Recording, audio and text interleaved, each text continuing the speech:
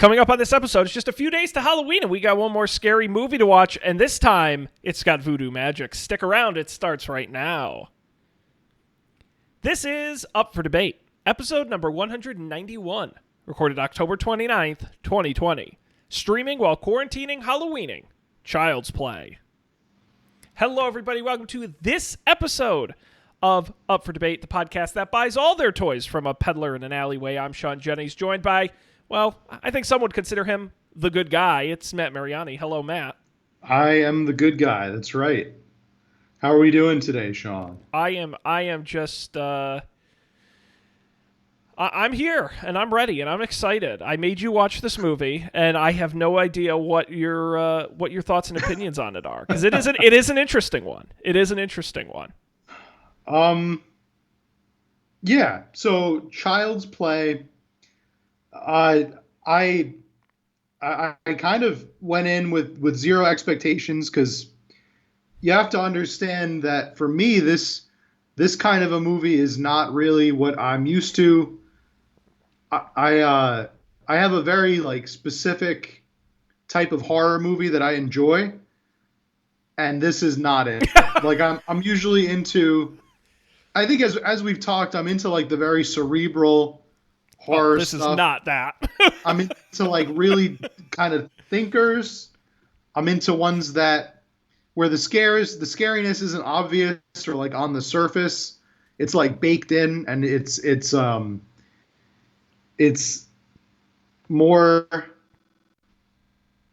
like, I don't know, not this. This was very different. But surprisingly, I think it did a lot of things pretty well. I think for what it was, I would say it was entertaining. It was a very entertaining movie. Well, that's the thing. It moved a lot faster than The Witch did, but yeah. It's not a scary movie. Frankly, in places it's laughable. Yeah, no, you're right. It's that's why I guess it wasn't really something that I thought was in my wheelhouse. It was kind of I was expecting at some point for it to be terrifying or even jump scary. I didn't see any of that in this. So. And I think part of it is, the sort of killer doll horror genre, Annabelle, and some of these ones we've seen more recently. Back when this movie first came out, I'm sure it was a lot scarier to them than it is to us today. And I think... in retrospect, it doesn't seem as scary with things like technology and things like changing in attitudes. And at the time, was it the scariest of horror movies? No, but there were protests around it when it first came out.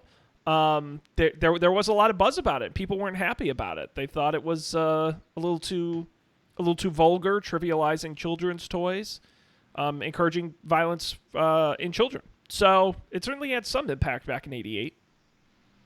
Yeah, and I guess given the time that it came out, it was significant because it was like that. I always, the whole movie, I kept thinking of remember the Cabbage Patch craze? Yes. It was around that time, right? Oh, absolutely. With the Cabbage Patch dolls, and I think the whole time I was thinking of that one thing you always see with the woman from the Midwest, with that thick Midwest accent, who's interviewed about Cabbage Patch dolls, but she kept calling them Cabbage Patch dolls, because she was from Milwaukee or something. I thought that's all I kept thinking about was her saying Cabbage Patch dolls. Well, this movie was originally written to be more of a sort of scathing indictment of toys and merchandising, and it kind of got a bit away from that. But you can still see hints of it throughout the movie. At some point, we're going to talk about the good guys, and I have lots of thoughts on that whole idea. But Matt, when we talk about Child's Play, obviously Chucky has become quite iconic over the years, has spun off a number of sequels, a whole franchise. But, I think just sort of getting into the movie a little bit, they get right into the voodoo magic sequence, right off the start. You only see the human version of Charles Lee Ray for a very short period of time before he does his voodoo incantation and puts his soul into that of the doll. Thank goodness they have a doll that is basically child-sized and fully articulated when he could have put his essence into a Barbie or a hat. I don't know. He could have gone for like an animate thing too, right? Like a dog or like a fish. Why did he choose the doll? I mean, I guess Did it have to be inanimate? Was there some kind of rule about that? No, because he was going to put his soul into the kid's body towards the end of the movie. I think it's just because he was shot in a toy store and was dying. You kind of so like if you're stuck in a toy store, what are you going to put your soul into? Yeah, I guess he didn't really have many options. Imagine if it had all taken place in a pet shop, though. Oh, that would have been crazy. That would have been that would have been a scarier movie. Yeah, of just like a serial killer trapped in like a Rottweiler's body or something. I'm sure there's a movie out there. It wouldn't. All the good ideas with are just taken. that premise. But yeah, the voodoo, I wasn't aware that there was a backstory. Like I think I wrote that in the notes, is that the lore surprised me. I was surprised by the backstory. Going in from what I've heard of this movie and the Chucky tale, I just thought they didn't really explain how the doll was able to be like sentient and could like stab people. I thought it was just like he was a magic doll or something, or like a demonic doll possessed by like a demon or something. I actually kind of like that it was a person who transferred his soul into the body of a doll. But I also love that they don't.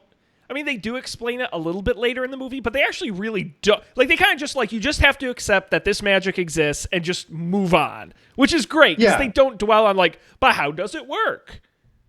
Well, for a movie like this, and I think that's also what Ghostbusters did super well. Right. Where they were just like, it just is what it is. Like, you just have to accept it. We're not going to sit here. I feel like if this movie were made today, they would have to have like a scene in a lab or in a college a lecture hall explaining how this magic worked according to their like, because I feel like that's what we got out of the Marvel movies.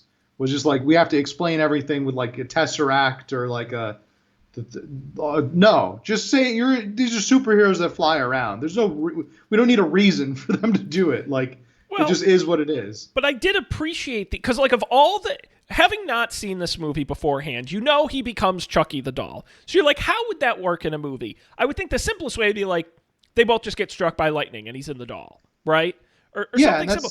But to go the angle of like Haitian Creole voodoo is like, I kind of like that. Like of all the ways you could have executed that, that's pretty fun.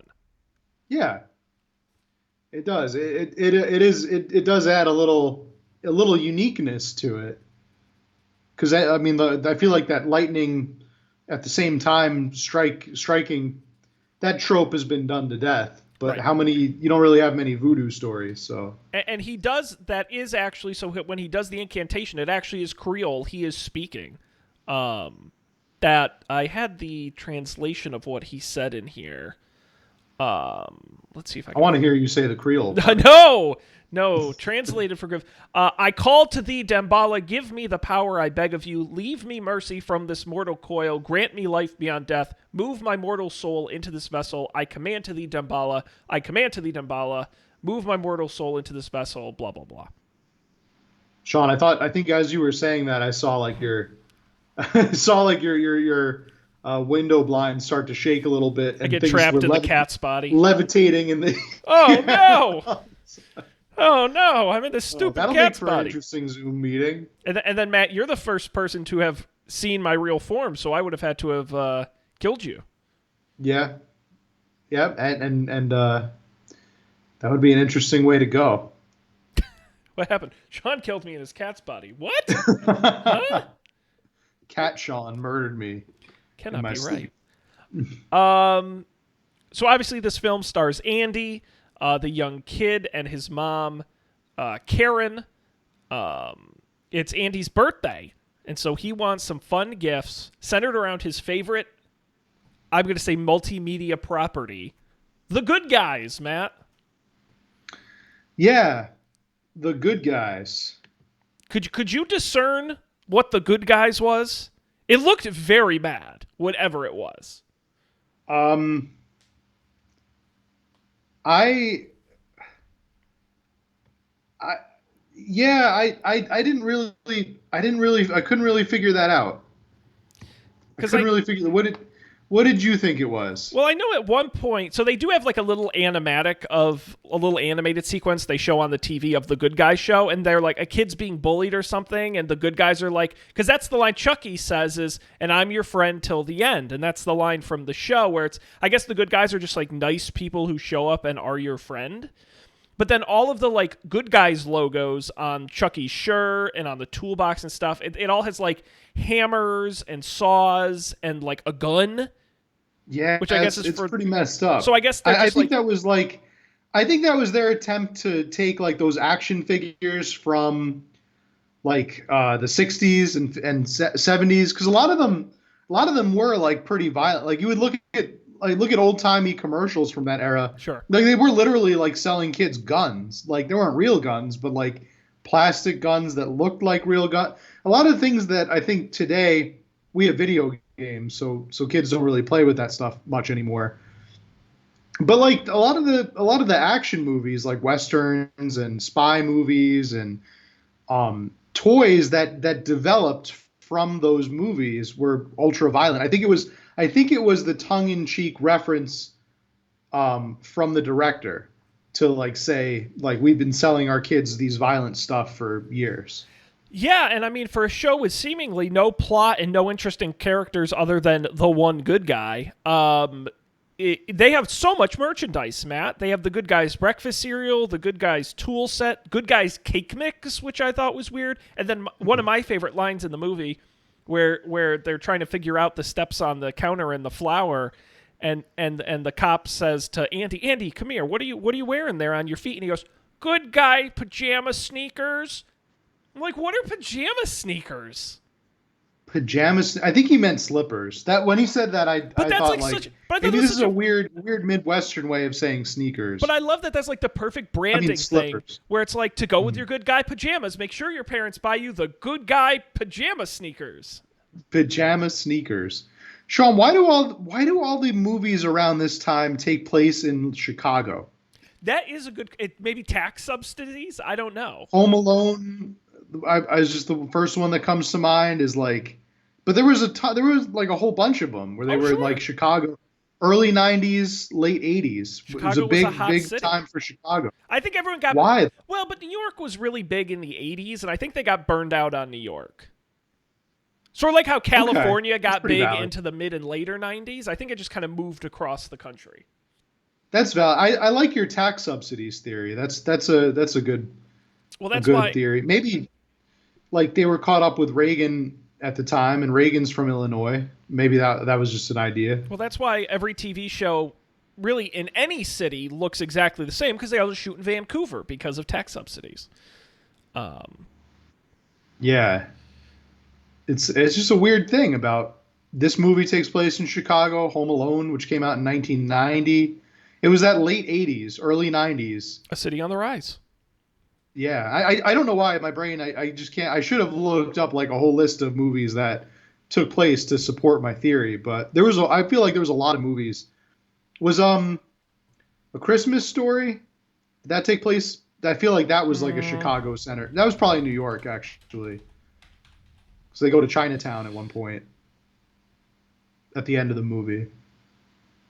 Do you know that kid was connected to the Challenger disaster? Which kid? The kid from A Christmas Story. Oh no. I recently watched the Challenger disaster movie on HBO, and he like did a grandiose promotion for watching the Challenger go like take off and stuff, and he like it. I feel like it ruined his life because you never seen it. You never saw him after that. After the disaster, and he was clearly affected by it. But he's in the documentary. He talks about how he like led all these like children to like get active and watch the Challenger big event deal. and like get invested in space. Anyway, I don't know how we got on that. Matt, the only other sort of major movie I could find set in Chicago around that time is Ferris Bueller's Day Off. Oh, Very yes. Oh, of Chicago movie. course. Absolutely. They have the parade Probably right the in biggest Chicago. Chicago movie of all. Yep. They have the German parade, Yep. and they sing to Twist and Shout. How Uh, about Back to the Future? no, that's sort of set. Well, it's Hill Valley. Funny joke. Which is supposed to be where? The Universal backlot. I think it's California. Yeah, it's a fictional town in California. Okay. Yeah. All right. I don't know. Yeah, I don't know why the Chicago was just on everybody's mind. Maybe I'm just thinking Home Alone was a very big movie. E.T. Maybe E.T. was there too. No, but I agree with you. I think Chicago was definitely hot for a while. Yeah. So they made there's a lot of Chicago going on in this movie. They take the L train. I think they go like by the Bears Stadium maybe at one point. They go to the dangerous part where all the homeless people live and want to sexually assault women. That's Chicago. I think that's honestly, this does not paint a great everywhere. This does not paint a great picture of the city of Chicago because they blow up an abandoned building in the slums. They go where a bunch of homeless people perv on a lady. There's just stranglers and people escaping from jail all the time. Yeah, it's like it's making Chicago look like Gotham. Yeah. No, the Gotham is really like you never they never paint a good light of Gotham in any of the Batman movies. It's just like why do people still live here? Why they should have moved out of here like long ago. Yeah. They should be working remotely from Metropolis, which is a much nicer city. Or maybe I love all this we're getting so off topic here, but I love the DC city names if you're familiar with them because all the heroes are from different cities.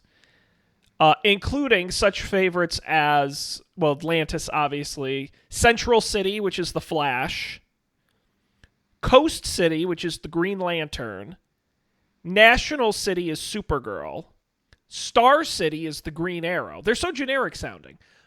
Midway City is Hawkman and Hawkgirl, and where the 2016 Suicide Squad film took place. Keystone City. These all sound like racetracks on F-Zero. Remember, like, I mean, they are just the most untrademarkable, like generic city names. Extremely it's basic. Like Gotham and Metropolis, and it's like Star City. Sounds like a Pokemon battle center. I mean, Spider-Man. They just said he comes from New York. I think they don't even try to hide that. And that's what's interesting about Marvel is their heroes do come from real city. They don't do the fake city thing like DC does. A weird decision made at some point in history. I feel like they're less urbane in Marvel because Hulk comes from like a laboratory. So I don't think he's in a city. It's like in the middle of the desert, right? Like Arizona or something. Yeah, I mean the X-Men have a mansion out in the middle of nowhere. Tony Stark is very clearly L.A. Like he's an L.A. guy. Yeah. Because he's Robert Downey Jr. If Robert Downey Jr. was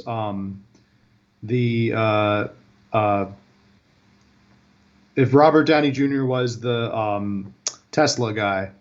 Oh yes, as many people have compared. Yeah, that's basically unfoundedly. It's basically him. So he's like L.A. and Captain America. I think is supposed to be probably like a New Englander maybe. Probably from like I don't know. Well, Chris Springfield, Mass. Chris Evans is from the Boston area, so he is. That's true. Does make sense. He can do a great accent. Matt, to get back to the movie, Andy wants a good guy doll. So they have these good guy dolls. They're child size, very similar to My Buddy. If you've ever seen the My Buddy dolls, basically an exact ripoff of those that were popular back then. Almost basically put them out of business because they looked like the horror movie doll that swears and stabs people. But the doll is expensive. The doll, again, I just noticed like the stupidest small details in movies, but she says clearly the doll costs $100, which sounded expensive. So I put it through an inflation calculator. The Chucky doll today would cost $220. It seems like a lot for a doll whose like main gimmick is his head turns and he blinks and says 3 phrases.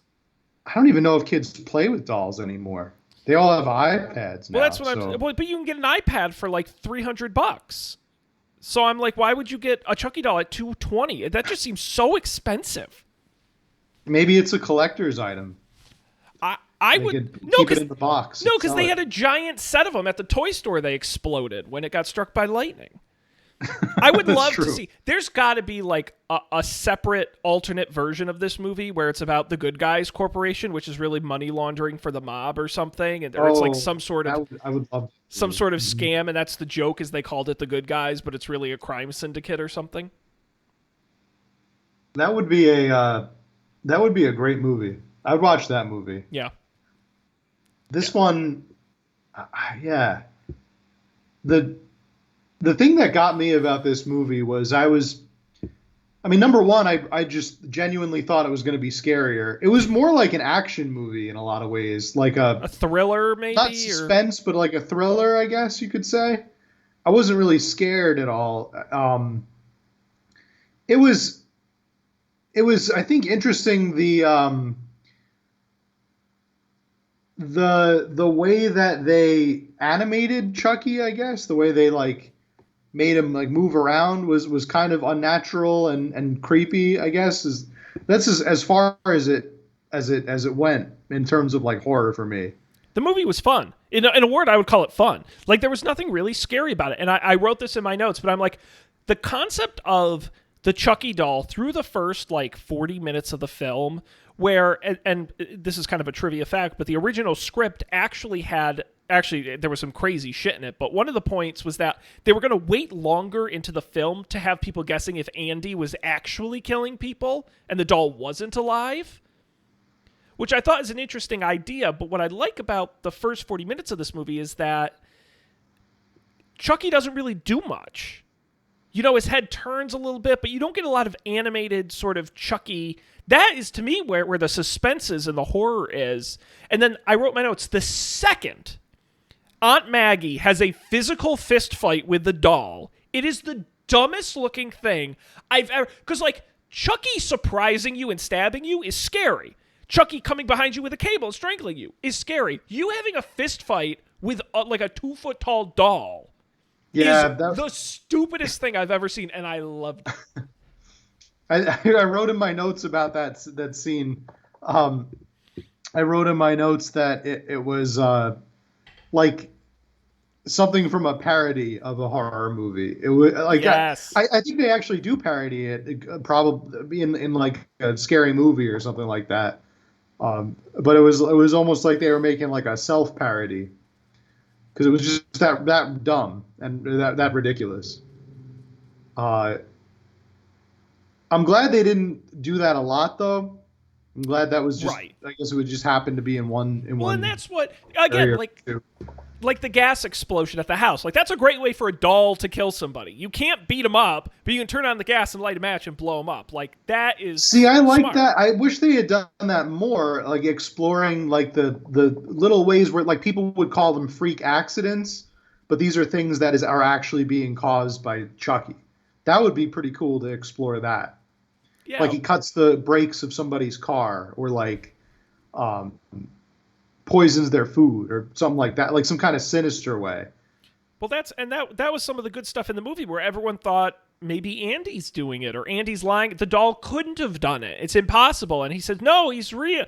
Again, I have a lot of line readings I really liked, but I like, because I think the kid's actually good, and he does a really good like innocent kid voice. He goes, his real name is Charles Lee Ray. You know, it's like, it's just, I love that line reading, but it's like, it sounds ridiculous. And I agree with you. That's sort of the excitement part of like, what if a doll really did come to life and tried to kill people? And I kind of wish throughout the movie, he kind of like drags Andy with him. Like when they go and explode the house, but like, why doesn't he just go and do it himself? Like that to me is almost more interesting. Like, how does Chucky get around?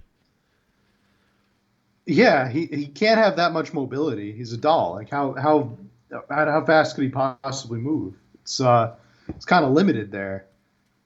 I do wish that they had gone the other route. And now that you mention it, just if they had remade the script and made it so, like, I guess truer to their original intention, where like the guy is crazy and he's blaming everything on this doll, and it never was the doll to begin with. I would much rather. That would be a cool twist. That would be almost like a reminiscent of the movie, the Friday the 13th movie that we watched Right. for last year's Halloween. That would be much more, because then it's like they think that it's in everybody's head, like Jason never existed, and then he jumps out of the lake, like, and then, or is it a dream, or is it? And it was at the point where it was too, a trope like that wasn't overdone yet, so you could have gotten away with it, I think. But Well, and that was one other element from the early script that I thought would have been an interesting thing to keep around, which is uh, it's kind of insane. Originally, the good guy doll was going to have latex skin and be full of blood. I don't know if you read this.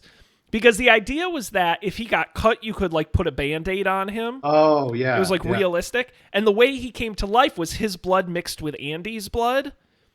And that's how he came to life. And the doll was going to kill people like bullies or like people who were hassling Andy. And that's why people thought Andy was doing it. Totally different movie. Interesting concept. I feel like that would be too, But that's because the on AIDS the epidemic was nose. going on Oh, at yes. the time. That And I is feel true. like that would be way too political of a commentary for a like a basically like a schlocky action movie to make. I wouldn't have felt good about that. So I'm glad they didn't go that way. Um, the the voodoo thing, I think that was just right. Although I don't really know, like voodoo magic, to me it would make sense if this movie was set in New Orleans It comes or out of like nowhere. It comes out Mobile. of nowhere. But you're in Chicago. Like you find like a voodoo shaman, a voodoo teacher living in Chicago. It's, I guess you could say, like, I mean, not to delve too into the weeds on history, but like Chicago is the city where a lot of after the Civil War, a lot of like people from New Orleans made their way up to Chicago. There could have been some kind of a transfer there, but I don't usually associate those two things with each other, voodoo and Chicago. But Two I great tastes that associate taste it. great together.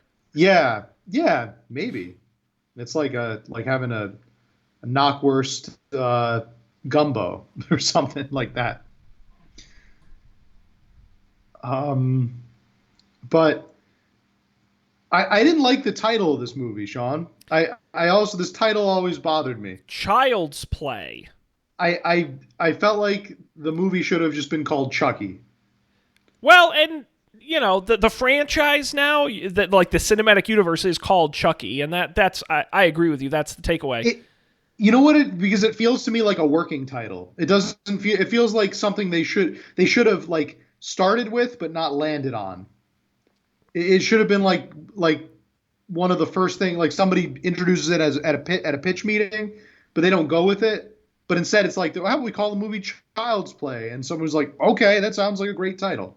Should have never happened. Although I will say, because I always watch the trailers for these movies because I find them interesting, and it does have the voiceover announcer guy as they all did back then. But the sort of like tagline at the end of the trailer is like, "But when the I'm making this up, but when the doll is the killer, everything's child's play," and then the title comes up. And actually, it works really well in that situation. But I agree with you. Matt, the original name they were considering for this movie, Batteries Not Included. Great title. However, around the same time, Steven Spielberg was making a movie of the same title, so they couldn't use it. So I think I did hear that. yes, but that's Um, a really good title. that to me is less like a title and more like a tagline on a movie poster.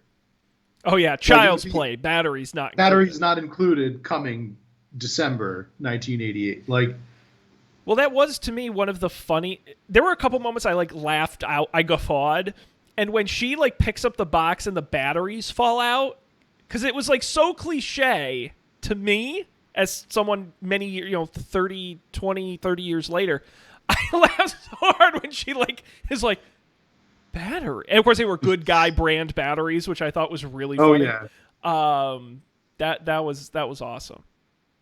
I did enjoy the good guys like lore they built into this movie, that how it was like, yeah, it was kind of this like this like hugely popular thing.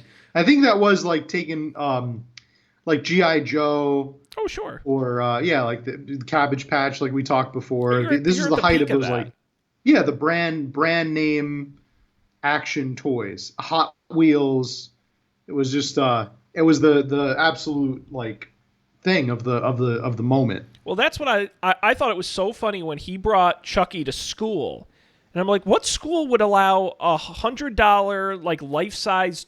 And there were other kids with good guy dolls, and I'm like, what world is this? It was a much more innocent time, Sean. I I mean, I brought my Pokemon cards into but school. that's you can put that in your pocket. I mean, this is a doll as big as the child. That's true. And multiple That's true. people have identical looking. Because again, as far as I can tell, there is only one good guy, which is with the red hair, and it's the Chucky style. They never show like, oh, there's 5 good guys, and each Yeah, one why does is it something. plural? Like that's a bad marketing opportunity. Frankly, you got to have more options for people to buy. Because it was the same guy on the cereal and on the blah blah blah. I don't know. Yeah, that's true. It's bad marketing because you and your friend can't both be the good guy, right? I want to Unless be they the have a good bad guy. No, you be Maybe the there's. good guy. Yeah, you got it. That's why Marvel works so much, because you could have all your friends can be a different hero. I do So though. I do hope the villain in the good guys is the bad guy.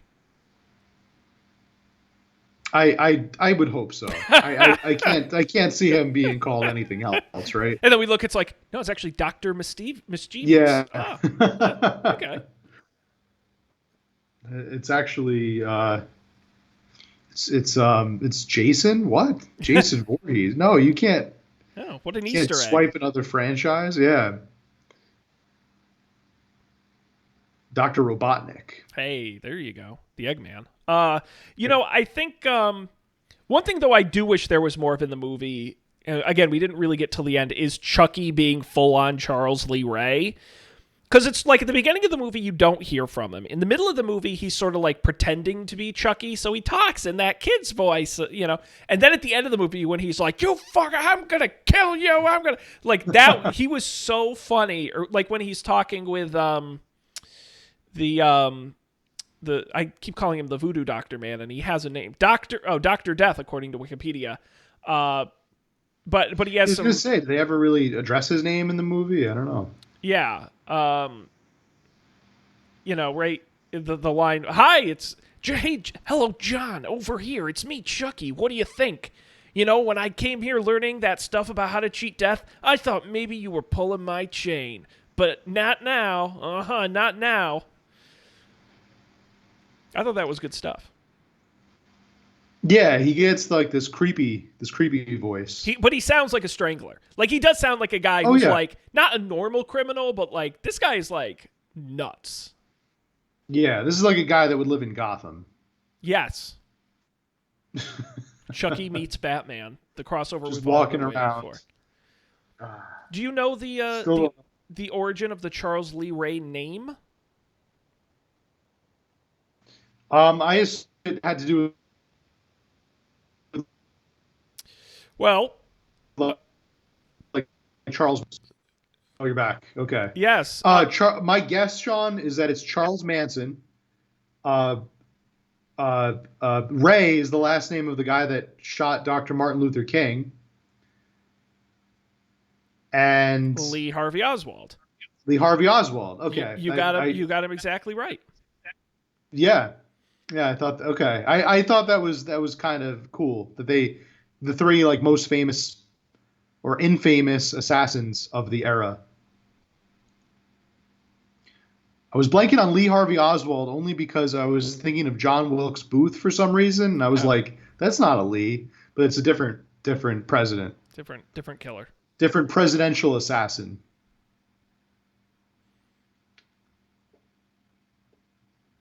Yep. Um, yeah. So, Child's Play, Chucky goes around, he kills a bunch of people. The cops get involved. They think Andy did it. And in the end, they kill Chucky. Though it takes a couple of tries. This guy's hard to kill. Yeah.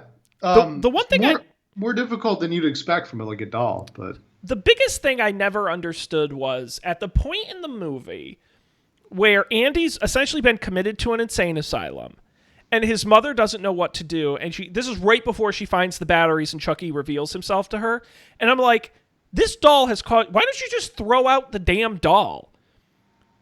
yeah. Like there was no reason, and also I never understood why Charles Lee Ray didn't just leave before he knew he needed Andy. Once he knew he needed Andy, I got that, but like the second he's a doll, like he can just leave. I don't get why he's like pretending to be a doll around Andy. I guess like where's he gonna go? You know? Well, he's gonna go kill people. He's a strangler. He's gonna go strangle people. Maybe he had a good home with Andy. Like he could sleep under his bed. He has a roof over his head and stuff. Well, he tries to escape though, and that's why he kills Aunt Maggie. So he does want to leave, I guess, and he can't. But his whole thing is he wants to. What is he? I had the quote here. What he says in the toy store as he's dying. You hear this, you son of a bitch? I'm gonna get you for this. I'm gonna get you, and I'm gonna get Eddie, no matter what. Talking to the cop. So he had his revenge. He should have just gone for it. He wasted too much time hanging around with the kid. Yeah, maybe he was going to try to groom him into like be like another serial killer. He was again whispering to him, including one of my favorite lines in the movie, which is where Andy and his mother are talking after Aunt Maggie's been killed, and she goes, "Andy, who are you talking to?" "Chucky." And he says, "What has he been saying?" "All kinds of things. His real name is Charles Lee Ray, and he's been sent down from heaven by Daddy to play with me." And she says, "Anything else?" And he goes, "Yes. He said Aunt Maggie was a real bitch and got what she deserved." I loved that line. That is so... Andy, how could you say something so horrible? I didn't say it. Chucky did. He said Aunt Maggie was a real bitch and got what she deserved. And I'm like, that's awesome. Yeah, that movie, that word alone probably in 1988. Do you think that would have bumped up the rating? It was rated R. I wonder if it does that thing where it's rated R for I don't know. I'll have to see all certifications. That was before the 90s when a movie like that probably like weren't the 90s like famously less strict with movie ratings? Did you know that IMDb lists all of the like things that count against like sex and nudity, violence and gore, and they actually list them? Profanity, moderate, 2 uses of the word fuck, words damn. Yeah. I've looked at that. A couple of ass, like 3 uses of bitch, 1 use of slut, and 1 bastard.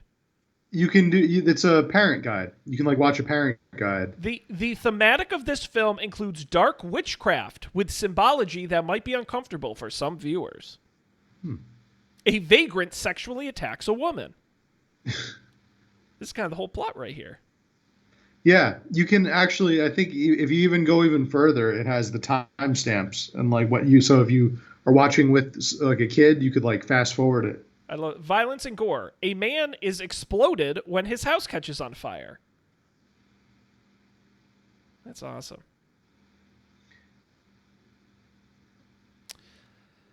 Yeah. We should do a future episode about movie ratings. Oh, we certainly could. We certainly could. It's an interesting subject. And the episode will be rated X. They don't even do that anymore. Yeah, so I don't know, Matt. Any other thoughts on Child's Play?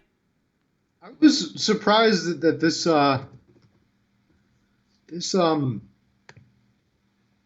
movie didn't really have that many famous people in it, right? Like, yes and no. So Andy, the kid who played Andy, went on to do basically nothing else. But Catherine Hicks, who played the mom, you would probably know her best as the mom in Seventh Heaven. Oh, okay. I've never seen that show, but I remember I know it was really famous, Yes. and a lot of people that I know have watched it. Um, I'm seeing here that they're in the remake. Mark Hamill does the voice of Chucky in the reboot. Yes, he does. Great voice actor. He is a tremendous voice actor. Tremendous talent. Um, And the cop is played by Chris Sarandon, um, who has been in a bunch of stuff. He was on ER for a little while, Felicity, Judging Amy, a few movies here and there, nothing too notable. Yeah, the remake is kind of an interesting idea.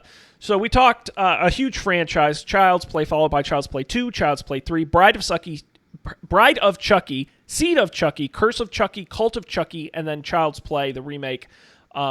Except that it is now a buddy doll with the ability to control all the technology in a house remotely via the cloud, who becomes self-aware and violent after a disgruntled sweatshop employee disables all of his safety features in an act of spite. Yeah, this movie sparked pretty much an entire series. It reminded me of like Halloween, but it just went straight for the camp. Whereas I think Halloween like gradually built its way up to get like kind of more campy, and then the dark reboot brought it back to its original self. It's more like I guess Scream, because Scream also did that too.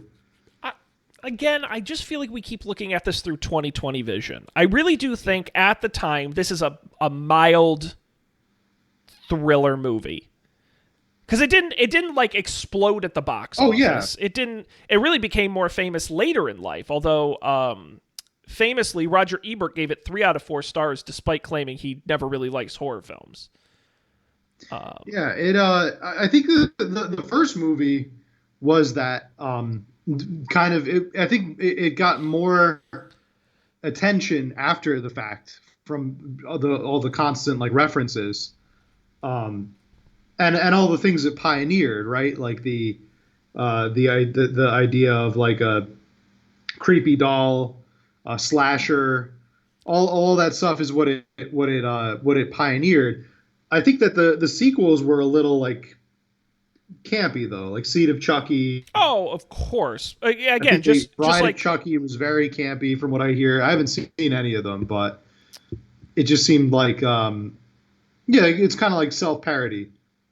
yeah. Well, it's just like as you said, exactly the same as Friday the 13th or any of these movies that have had long runs with multiple sequels. I mean, Friday the 13th famously went to outer space, right? It was that franchise Oh yeah, in the yeah, tenth it in the was 10th Michael one. Myers. I think they go there. They wasn't it Freddy versus Jason No, I think that was fighting outer space. Jason X or Jason 10. Yes, 2001, in which he's cryogenically frozen and awakened Oh in the right, year 2455. yep. So Yep. I guess you can only do so much with the material. Yeah, I mean, again, John Ritter was in this movie. very similar. A lot. This character reminds me a lot of Freddy Krueger. Just specifically in that it became Jason never really sort of became a funny character. The movies became funny around him, but Freddy cracks jokes, and that's what I think Chucky is very much so in a character, and he doesn't do that a lot in this movie, and that really does come later, where he's more of a personality than in this one. But like I said, he spends a lot of the movie not talking, so. Yeah. Looks like you get some more big names in the sequels. I'm reading the Wikipedia entry for Bride of Chucky right now. John Ritter, Katherine Heigl. Catherine Um, Heigl. they're both in this. Oh my. Am I pronouncing that name right? Katherine Hagel, maybe? No, it's Heigl. It's Heigl, yeah. She was in Grey's Anatomy and a bunch of other stuff.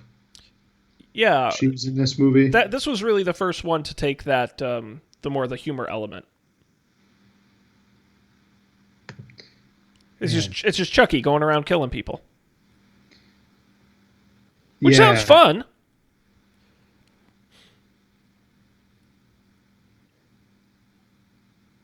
Yeah. It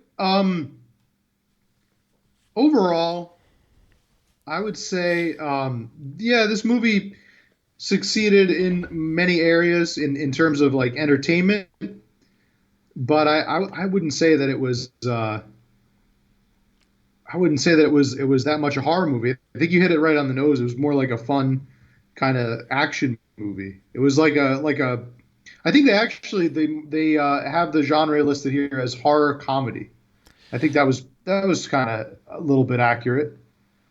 Yeah, absolutely. You know, Matt, it's interesting because you talked last time about the time of year to watch scary movies. The fall, around Halloween, you watch scary movies. This is a movie I think you could watch all year round because I don't think it's so tied to these scary horror elements. That being said, I enjoyed it. I laughed a lot. It was fun. It was a good way to spend an hour and a half. It was ridiculous. I thought the acting was good for what it was. And now I can say, I've seen the movie that started the franchise. So I consider it a successful watch. Maybe not the best Halloween movie, but fun nonetheless. Now, Matt, Yeah. last week you won $20 for the Alzheimer's Association, real money I actually donated. And we're going to give you the chance to do it again this week, okay? Wow. Look at us. We're 19, really stepping it up here. 1988, okay? Indeed. Child's Play was the 34th highest ranking movie that year. It brought in $33 million, which was a lot back in those days. Which means there are 33 movies in 1988 that got more money. So, Matt, you're going to take the box office trivia challenge here, okay?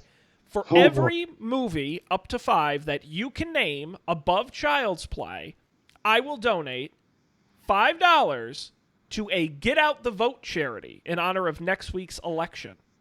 What is that? What is Get Out the Vote? Charities that support voting rights and the ability to help people vote. Okay, I think that's important. Voting is good. I mean, do you want a different charity?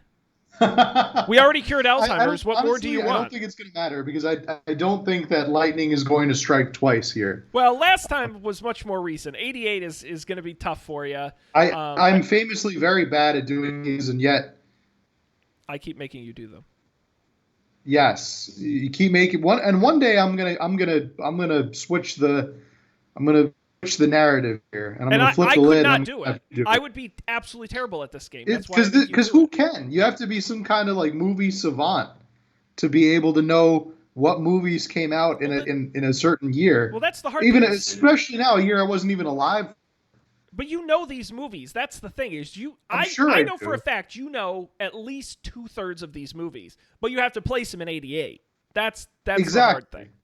And I have a really hard time doing it. I blew my own mind the other day because what was it? There was some movie that I was convinced came out in 2009. Oh, no, it was a video game. It was Red Dead Redemption. I was so convinced that the first Red Dead Redemption came out in 2009, and I have like memories of playing it that year. It actually came out in 2010, and I was just floored, devastated. It's hard to remember memories with and associate them with years. I don't know.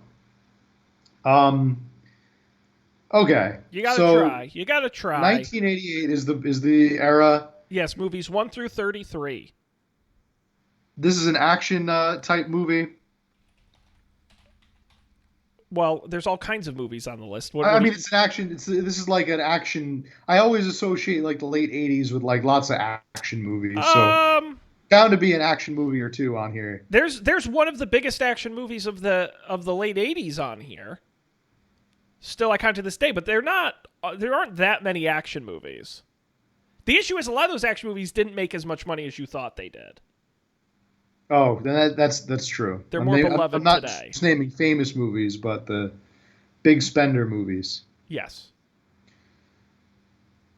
Where to begin? How about did Terminator come out this year in '88? No, Terminator was in the 90s. Okay. How about? I mean, this was '88. 88. Was this the year with Was Airplane '88? No, that was like the '70s, right? Or very early 80s. There is I don't know how much I want to give it away here. There is a movie in the same vein as Airplane that came out this year. Oh, so I guess Smoking Gun. You mean The Naked Gun? Naked Gun, yeah. Yes, that was the 8th highest grossing movie that year. $5 for you. Congrats. Nice. The highest grossing movie also swept the Oscars that year. Best Picture, Best Director, Best Actor, Best Screenplay. Wow. Give me another hint about this movie. It's a drama. Drama? It's a drama. But usually have they either are. of us seen this movie? Probably not, but you know it. I like this. I like the 20 questions version of this. I'll give you you ask away. I'll answer as honestly as I can without giving it away. Starred two major movie stars. So this wasn't kind of an indie film. I mean, this was two big stars in this movie. Two major indie stars. No, two major mainstream stars. Oh, two mainstream stars, not an indie film. Yes, this is not an indie film. Swept every category. Absolutely, still a beloved film. Sort of. I wouldn't say the most beloved, but beloved. And it's a drama? Yep.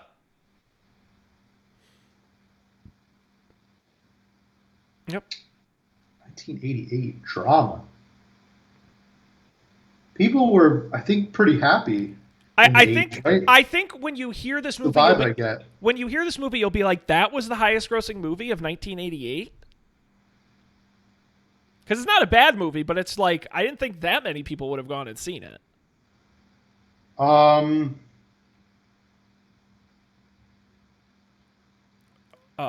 It's a brother tale. Brother. All right, I've given you enough hints. Now you're only going to get $3. I gotta. You're going to lose $1. You're going to start every detracting hint. from my Yes. winnings. Yes. Brother. I don't think these were very good hints, John. I don't know what more I can tell you without giving it away. What do you want to know? You want to know who was in it? Would that give it away, you think? I don't know how well you know the movie necessarily. Let's just say it starred a young, successful actor who was in some of the biggest movies of the 80s and 90s. Arguably still one of the biggest stars today. Does action and comedy and drama. This has to be Tom Hanks. No, but you're not far off. think another Tom Terrific. Oh, Tom Cruise. Tom Cruise, yes. Top Gun? An Oscar-winning drama with brothers, and you say Top Gun. I mean, they were like military. I never saw Top Gun. Oh, my God. So they were like military people. Dustin Maybe Hoffman? they were like brothers in arms. What? Dustin Hoffman? Oh, Rain Man. Jesus, I don't know how much more I can give you. Yeah, you basically gave that exhausting. to me. But I will say the Hankster Great movie. The Hankster is on this list. Tom Hanks is on the list? He is. 88? Yep. Bachelor Party? No, after. What's that one where he with the mail? You've Got Mail? Earlier. Big? Yes, Big. Nice. There you go. The 4th highest grossing movie that year. Let's see what else is on here. There's a both a Bruce Willis and an Arnold Schwarzenegger movie, Bruce Willis and Arnold but not the Schwarzenegger. same movie. Okay, Bruce Willis is probably Die Hard, right? It is Die Hard. Well, Yep. Die Hard 2. Die Hard, okay. The original seventh highest grossing movie that year. Um, great movie. And think about an Arnold Schwarzenegger comedy. Jingle All the Way. Much earlier. My favorite Arnold Schwarzenegger comedy. I don't know. There are other very good. Batman and Robin is pretty good too. Oh yeah, he's great in that. No, he's got a couple good he's got a couple good comedies around this time. Kindergarten Cop. Nope, earlier. What's the one where he gets pregnant with the Danny DeVito? That would be Junior. Mr. Mom, Mr. Dad. What? Nope, Junior. Junior. Okay. And no, it's not Junior. That one. Okay. Earlier. This was really his first comedy he did. His first comedy. It also stars Danny DeVito. Give me one line from this comedy and deliver it in the Arnold Schwarzenegger voice. We're twins. Oh yeah, I think that's the movie I was thinking of. I don't think Danny DeVito was in the one where he gets pregnant. No, he's also in that one. Is he also in that one? Yes, they did two movies. This is the one together. Yeah, believe it or not. Believe it or not. Let's see if Matt comes back here. I think his freezing means we've got to start wrapping up here. Thinking of. Isn't the movie called Twins? Which movie? The one where he's pregnant? No, Twins is the one where he's a twin. Yeah, with Danny DeVito. They're twins. Yeah. That's the name of the movie. Yes, that's the one that's number 5 this year. A lot of people went to see that movie. That was crazy. huge. I mean, again, this is peak Schwarzenegger. Yes. This is when he could do no wrong. If I go, God, his Wikipedia page is so long. You forget how much stuff he did. Where's his filmography? I just want to see what was going on in his career around 88. So he was in The Running Man, Predator, Commando. He's done Conan the Barbarian. So he's done all action stuff. But then after Twins, it's in order: Total Recall, Kindergarten Cop, Terminator 2, Last Action Hero, True Lies, Junior, Jingle All the Way, Batman Robin. So he devolves into action comedy. Yes, he has a Jackie Chan. He basically all through the 90s, he'll do like one action movie and then like 3 comedies. Nice. I enjoyed Jingle All the Way and Kindergarten Cop, both some of my favorite movies in that genre. I think action comedies. I think Jingle All the Way. I think Sinbad is so underrated in that movie. He's very, and I'm not like the biggest Sinbad fan, but he's very funny in that movie. He is. He kind of makes that movie. Him and Arnold. I wish they were in more movies together. Okay, Matt, we've got to end this because this is painful. Movies you missed: Who Framed Roger Rabbit, Coming to America, Crocodile Dundee 2, made $109 million. Cocktail, another Tom Cruise film. Beetlejuice, Scrooged, Willow, Rambo 3, Oliver and Company, Nightmare on Elm Street 4, outgrossed Child's Play, The Land Before Time, The Great Outdoors, a personal favorite of mine, Midnight Run, Dangerous Liaisons, among others. Sean, I'm very glad we ended it there. I was never going to get literally any of those. No, this is the worst segment we've ever done. A total disaster. It's hard because you got to build some parameters. I don't have I don't have a Rain Man knowledge to borrow the movie that we just talked about. I don't have his version of expertise when it comes to remembering movies and when they came out. Do you know what the lowest grossing movie of 1988 was? According to Box Office Mojo? Should I know that? Is it a movie Is it The Room by Tommy Wiseau? No, it made $421 at the box office. Is it a known movie? No, absolutely not. It's a film called State Park, which starred nobody. The storyline is an evil businessman wants to build a pesticide factory next to an old state park with plans to dump toxic waste in the area. The biggest problem is a local male protester who dresses in a bear costume and does everything he can to prevent this disaster. Meanwhile, different teens with different stories get their lives crossed as they intend to participate saving the park. Sort of a sex romp, Revenge of the Nerds type. Sean, I think we should watch that movie for this show. I think we should find it somewhere, wherever it is. I think we should obtain a copy of it. Oh, and my I think God. we should watch that movie. You can watch it. I'm not joking. On Prime Video, like with Prime. You don't even have to pay for it. If you're a Prime subscriber, you can watch State Park. Yes. The lowest grossing movie. Let's do it, and let's put it on our Patreon. Yeah, okay. It's more of a threat at this point. Like you better give us money or else. You can avoid this content by giving us $5 a month. Oh my God, there's so many of these like late 80s sex romp movies on Amazon Prime. You keep using that word, sex romp. Do you know what genre? Sort of like a Porky's, Revenge of the Nerds, those sort of horny teens. No, I don't know what you're talking about. I didn't make this term up. I think you might have made it up. No, hot dog. I would never describe a movie like that. Boob comedies is apparently another term, according to Wikipedia. Hot dog the movie, hard bodies. That kind of thing. I might have heard that term before. And they all have the most like Private School and Spring Break. Up the Creek Ski School is a famous one. Meatballs. Among others. These are for our $20 tier. Screwballs. I would do a whole podcast just watching these. They sound very funny. And they're all, for some reason, they're all available for free on Amazon Prime.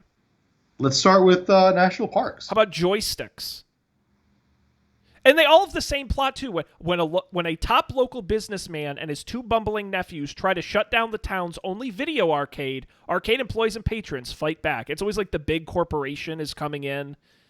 That was very in vogue at the time. Oh, they did a lot of them back in those days. They're gonna shut down the ski lodge, and we have to dance like Kevin Bacon to stop them from the big man from crushing our spot, man. I would love to do big. I would love to do a trivia challenge where I make up plots of these movies to see, because like here's a real one. Two brothers who have just graduated from college inherit a bikini store from their aunt in the Malibu Bikini Shop.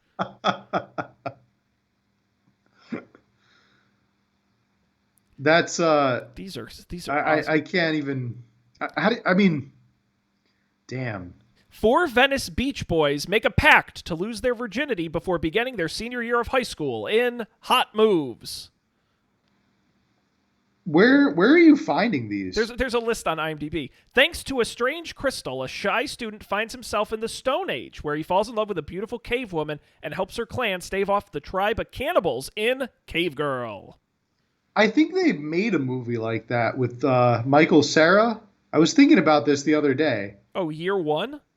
Yeah, that's what it was called. Terrible. Year Jack One. Black, I think, was also in that movie. Jack Black and Michael Cera, right? I never saw that movie, but I always wanted. I remember when it was coming out. I was like, oh, this looks like it could be a disaster, or it looks like it could have some funny moments. Never saw it. Always wanted to. Probably will now. Probably gonna look it up after this show.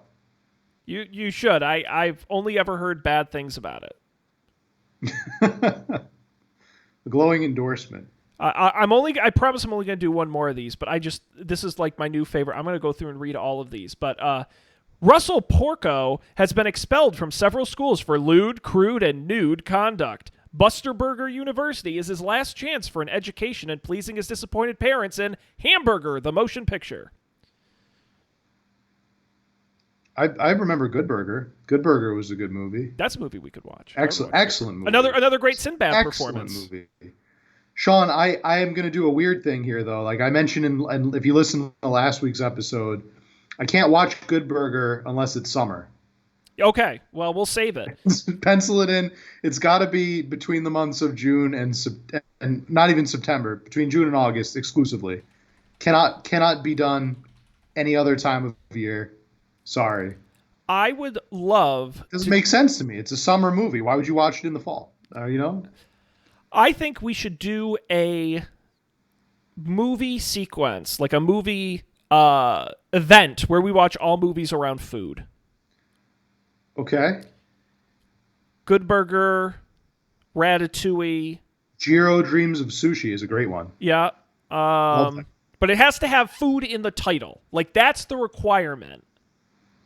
Good Burger doesn't have food in the title. Oh, like specific types of food you're talking Yes, about? like Ratatouille Okay. or Good Burger. But it can't be like, what was the Burnt? Was that the Bradley Cooper chef movie that came out? Or like The Founder is kind of a food movie, but it has Chef? to. Yeah, but see, that wouldn't count. It has Jon to have Favreau? food in the title. I feel like the well would kind of run dry. No, I don't think so. I can't really think of any Um, food in the title. Sausage Party, the terrible animated Oh, rated yeah. R movie. Maybe this is a bad idea. I'm trying to think. There's got to be like pancakes or something like. Um, IHOP the movie. IHOP the movie. Well, we're gonna stew on that, Matt, but we do have to wrap up this episode, if you can believe it. We've been talking long Duck enough. Soup. Sean, we should watch Duck Soup. Have you ever seen Duck Soup? We really do need a whole nother show What where a we just watch classic. movies. What an absolute classic. I love that movie. Genuinely. One of the best. Groucho Marx, the Marx Brothers, Duck Soup. Love it. Okay. We're going to do this. We're going to watch Duck Soup after we watch the national parks. State Park.